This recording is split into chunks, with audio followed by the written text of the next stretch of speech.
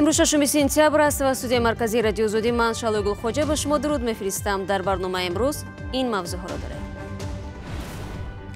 عید بر ضرر تحصیل، هزارها خوانندگان و دانشجویان توجیک برای تجلیل جشن استقلالیت در ورزشگاه تمرین میکنند.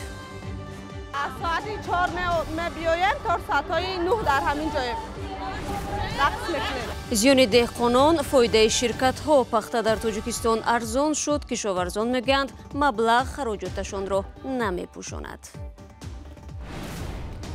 و چگونه که توانستیم همانطور بازی کردیم. پیروزی دسته منتخب تاجیکستان بر قرقیزستان در دوشنبه.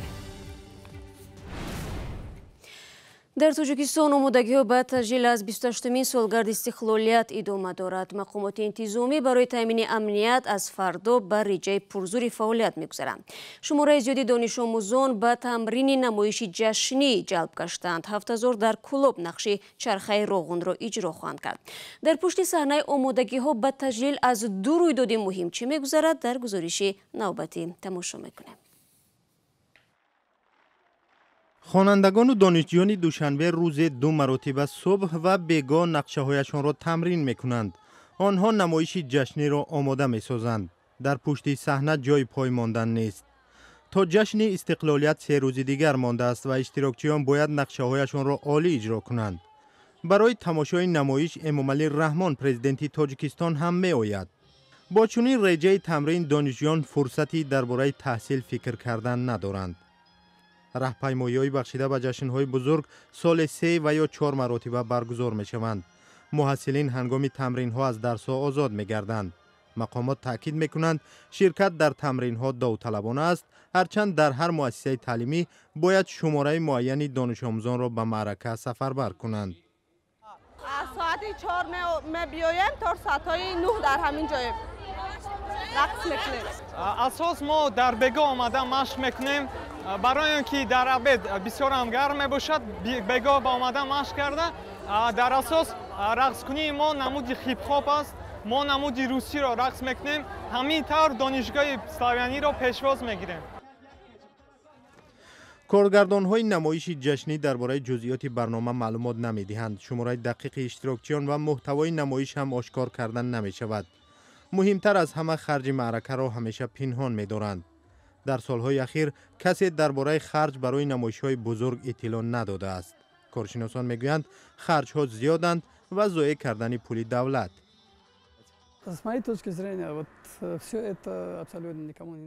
از نگاه من همه این به کسی لازم نیست. این تلف کردن پول بودجه می باشد که آن را میشد برای پرداخت مبلغ نفقه، قرض آموزگاران و یا قرض خارجی صرف نمود. حتی اگر طوری میگویند خراجات از کیسه صاحبکاران است، این هم پول تاجیکستان است.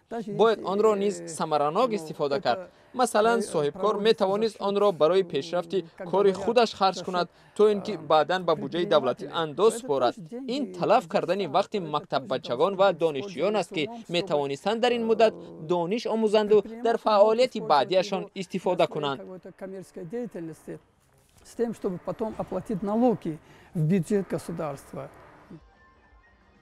در تاجیکستان جشن استقلالیت همیشه پرشکوه تجلیل کرده می شود. این حادثه مهمی سال محسوب می یابد. اما امسال جشن با افتتاح چرخه دوم نیروگاه برقی آبی راغون موافق می آید. از اینجاست که می توان جشنی با شکوه تر را انتظار بود. رو می‌رویم به موضوعهای دیگر. پس از آتش گرفتن ظرف گاز مایع در بازار سخاوت شهر کلوب، ماموریت بازار 16 فروشنده را مجبور کردند که جایشان را عوض کنند. روز 5 سپتامبر ظرف گاز مایع در نقطه فروش غذا آتش گرفت. خوشبختانه لنگای آتش زود خاموش کرده شد و کسی آسیب ندید. فروشنده ها که ماموریت بازار آنها را به بی‌اهمیتی گوناگور می‌کنند، در داخل تالار پوشیده بازار خوراکی سری دستی می‌پختند. هفته جاری ترکیش ظرف گاز مایع در طرفخانه شام قلعه ایثار باعث به جراحت 10 نفر از کارمندان این طرفخانه شد. کشاورزان در تاجیکستان از نهایت ارزان شدن نرخ پخته شکایت دارند. شرکت‌های صادر کننده عین حال دسترنج دهقانان 1 کیلوگرم پخته را از 4 تا 5 سومانی نرخ گذاشتند. همکارم عبدالله شوروف در پی تحقیق این موضوع با خود کشاورزان، مقامات و هم مالکان شرکت‌ها صحبت داشت. حالا با ما در استودیو قرار دارد. عبدالله سلام، فعلا 1 کیلوگرم پخته رو طوری گفتیم از 4 تا 5 سومونی نرخ کردند، یعنی این نرخ ارزان بوده است؟ سلام شهلاب، بله، دهقانان میگویند پخته با 100 مشقت پروریدهشان را از 4 تا 5 سومونی نرخ گذاشتند که حتی خراجات را روی پوش نمی‌کند و اگر وضع به همین شیوه ادامه کند از پرورش آن دست می‌کشند.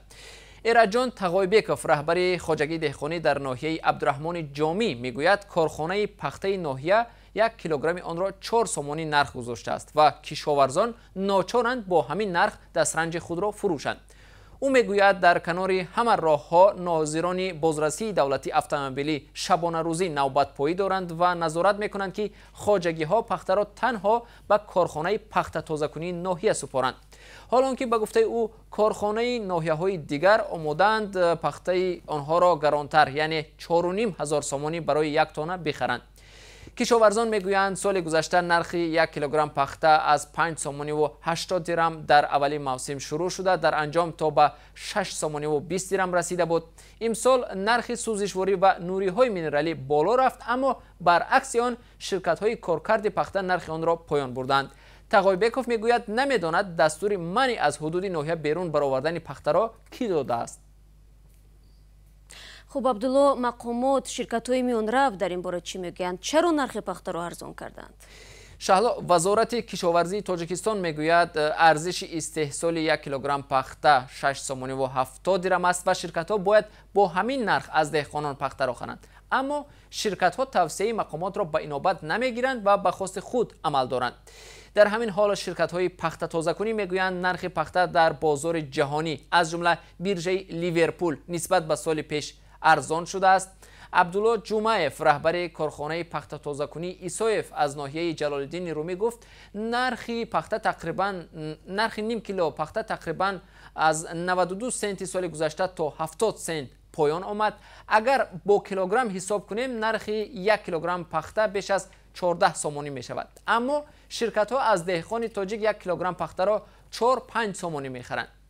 وضع راکی با وجود آمده است، کارشناسان خیلی تشویش‌آور عنوان میکنند و میگویند اگر شرکت های صادر کننده پخته نرخ را اندکین بالا نبرند دهقانان امسال زیان میبینند و احتمال دل سرد شده من بعد از پرورش این اشیای مهم کاملا دست میکشند. تشکر عبدالله. ضمناً طبق پیشبینی وزارت رشد اقتصاد و سودا امسال در تاجیکستان باید 400,000 تن پخته استحصال شود.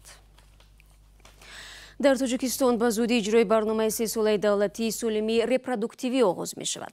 مقامات میگویند آن به بهتر کردن رفتار جنسی و سالمی زنان و مادران و کودکان روانه شده است. تاجیکستان یکی از کشورهای جوان در جهان به حساب می رود و سالانه اهالی آن تا 200,000 نفر افزایش می یابد. گزارشی را که در این باره همکاران ما از نسای شیوریم آماده کردند طاهری سفر تقدیم می کند. سفرگل نوروبا 4 فرزند، 1 دختر و 3 پسر دارد. هر یکی از آنها هم فرزند دارند و همه در یک حولی نچندان بزرگ فقیرانه زندگی می کنند. با بزرگتر شدن اهل عائله احتیاج به خانه و قطعه زمین هم زیادتر شده است تا پسران صاحب سرپناهی الهیده شوند. همه 4 فرزند کارونیم تایی 14 دیگه 37 36 32 همه 4 تایی و 3 تایی 2 تایی قریب 20 نویره دارم. در 3 سوتیق زمین من زندگی کردم. در 3 سوتیق زندگی کردم. من 2004 انتظار زمینم 2006 و جنابی جمهوریون عریضه خطی کردم که من 3 سوتیق زمین تی جواب خط شما رفتم داو کردم چند سال داو کردم رفتم آخرم به اساسمون زمین ندادن. متخصصان و خود مقامات هم گفتند که یک سبب کمبیزاتی بیکاری و مهاجرت زیاد سرفرزندی در تاجیکستان است. در 10 سال گذشته افزایش اهالی در تاجیکستان بیشتر از 22% را تشکیل داده است. به سبب کمبیزاتی و امکانات محدود اقتصادی تولد هم به تدریج کمتر شده است، هرچند در بعضی مناطق همچنان زیاد میماند. مقامات میگویند هدف برنامه دولتی حفظ سلامتی زنان و دختران است و نه از این بیشتر. иттилоънокии мардум аҳолиро баланд кардан оиди масъалаҳои солимии репродуктивӣ ва ҳамчунин ҳамин танзими оила ҳам дар ҳамон масъалаҳои солимии репродуктивӣ дохил мешавад. вақте ки танзим риоя карда мешавад танзими оила риоя карда мешавад. Фурсат барои тарбия, фурсат барои дониш додан, фурсат барои дуруст тарбия кардан боқӣ мемонад, мегӯянд мақомот ва мутахассисон. آنها همچنین میگویند هدف برنامه دولتی سالمی رپرودوکتیوی گرفتن پیشیراهی تولد نیست، چون حق قانونی زنان و دختران است.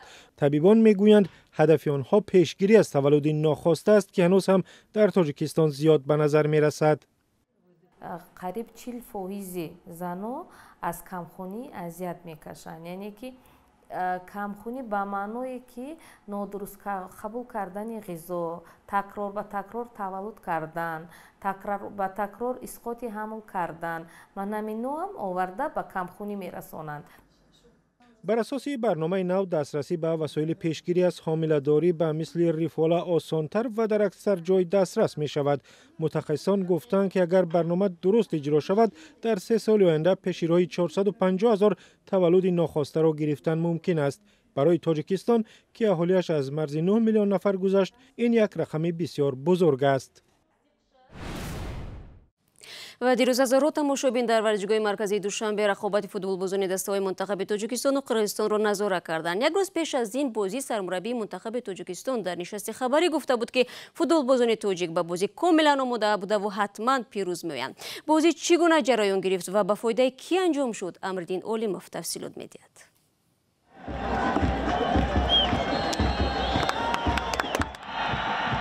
دسته منتخب فوتبال تاجیکستان در اولین بازیش در مرحله دوم انتخابی قهرمانی جهان 2022 منتخب قرقیزستان را با حساب 1-0 شکست داد. این بازی گروهی F شام پنجشنبه 5 سپتامبر در ورزشگاه مرکزی شهر دوشنبه با حضور نزدیک 18,000 تماشاگر دایر گردید.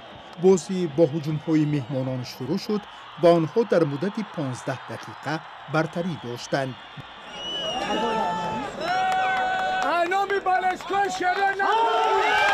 بعداً تشبث را میزبانان به دست گرفتند.